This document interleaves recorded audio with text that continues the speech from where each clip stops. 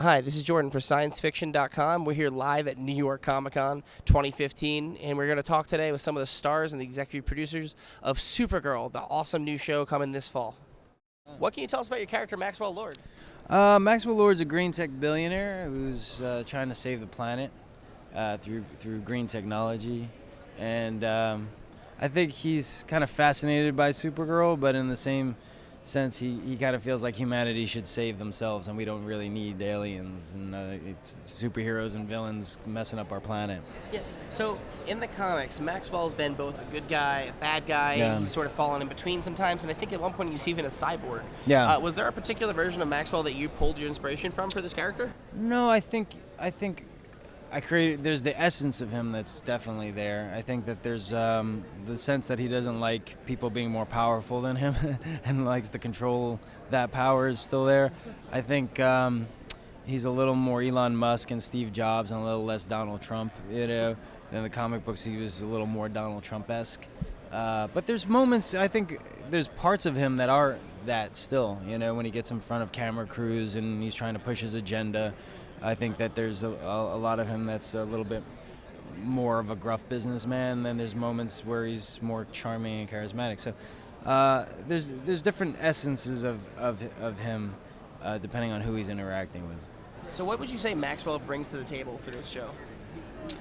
Well, I think that there's clear good and bad in the show. There's Supergirl's good. Villains are bad.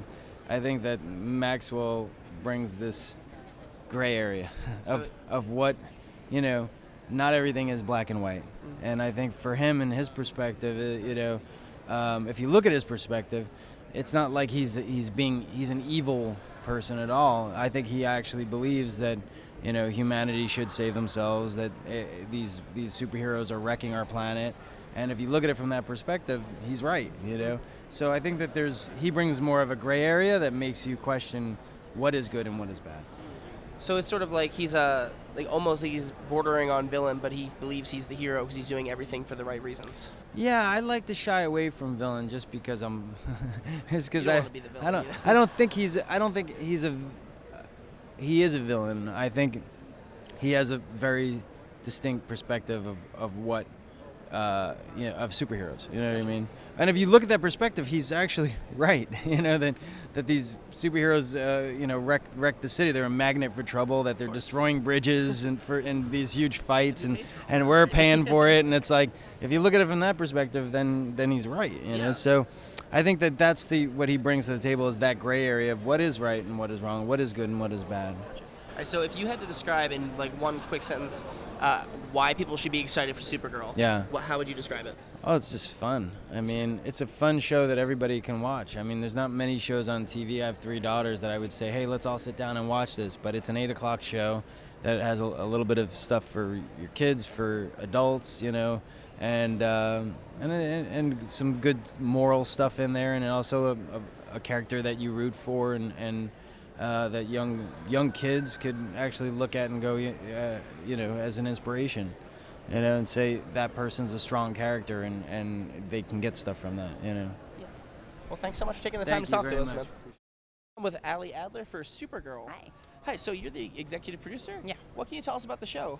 Oh, well, that's a big question. I can tell you that it is got action, adventure, genre, visual effects, stunts, and the very core of emotion in every episode. What drew you to a project like this? I mean, it's such a big concept of Supergirl. She's Superman's cousin. She's one of the most still iconic heroes in comic book history. What drew me to the project is that Greg Berlanti called me on the phone and said, would you like to come do Supergirl with me? And then, it's really, we're all Supergirls and Supermen in our own ways. We're all juggling to find balance in our lives as you have parents and daughters and mothers, and we all are trying to find how to be the best Supergirl or man in your case, and it's just trying to juggle all that and put it together on an episode of television. No, I know a lot of the comics it's always a focus on she's Superman's cousin, and in the show we have Jimmy, who's also Superman's best friend. James. Sorry. So I want to say, how did you guys work around doing a show like this without too much focus on Superman himself? Because you want to keep all the focus on Supergirl. Yeah, you're absolutely right. It's really like her point of view and it's her world, but I think we put to rest very quickly in series that notion of where is he, and we do that quickly. Okay, one more, sorry. Sure. So this is the big question I'm asking everybody today. If you had to describe in one sentence why people should be excited to watch Supergirl this year, what would you say?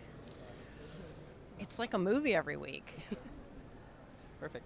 Thanks so much. Thank you so much. Very nice to meet you. Now you're playing James Olson, who's one of the most beloved and iconic characters in comics history. You're Superman's best friend. How does it feel to take such a big role? It's an honor. It really is. It's an honor to play something that's iconic and that so many people care about. It's really cool. Now, Jimmy or James, whichever version you prefer to call him, has been played a bunch of different ways throughout the years. He's been portrayed in the comics, he's been portrayed in the cartoons, he's been portrayed in other film and media. Is there any particular version of Jimmy Olsen that you pulled from for your inspiration for this part? There wasn't a particular version of Jimmy that I could really relate to in that regard. As an actor, but as a character, yeah, for sure. I was definitely, God, now I'm drawing a blank on his name, but it was the Richard Donner movies. What is his name? Brian. I have his name written down. But I grew up on the Richard Donner versions of Superman. And I really liked the assertiveness of Jimmy and like how he was really just about journalism and he had his love for Lois Lane, but his love for journalism and his love for truth is what really snagged me. And would you say that's what you're bringing to the table with your version of Jimmy? Yeah, and more swag. Yeah. More swag. Yeah. Way more swag. Yeah. I don't think Jimmy's ever had swag before. Ever. So this is the new development. Ever had swag. We're getting the freshly swagged Jimmy. Well, I mean, he had his own swag, I'm sure. We didn't know a lot about Jimmy's personal life. Yeah, it's true. I just can only assume so much. Yeah. Well, so would you explain a little bit about your relationship with the new Supergirl, right? I mean, normally Jimmy's known as Superman's best friend. So how does Jimmy fit in with the cast of Supergirl and his role in her life? Well, he's still Superman's best friend. Of course. But Superman asked him to come leave Metropolis and go to National City to help Supergirl become a superhero, like help her to achieve her where she should be, like her higher self. And he does that gladly. He has a better job. He's not a photographer anymore. He's an art director. He's got a Pulitzer. So Jimmy's moving up. Yeah, he's his own man, So, and the relationship is he's kind of a liaison between that superhero world that she doesn't know about yet. And so it's a really cool thing. And there's also like a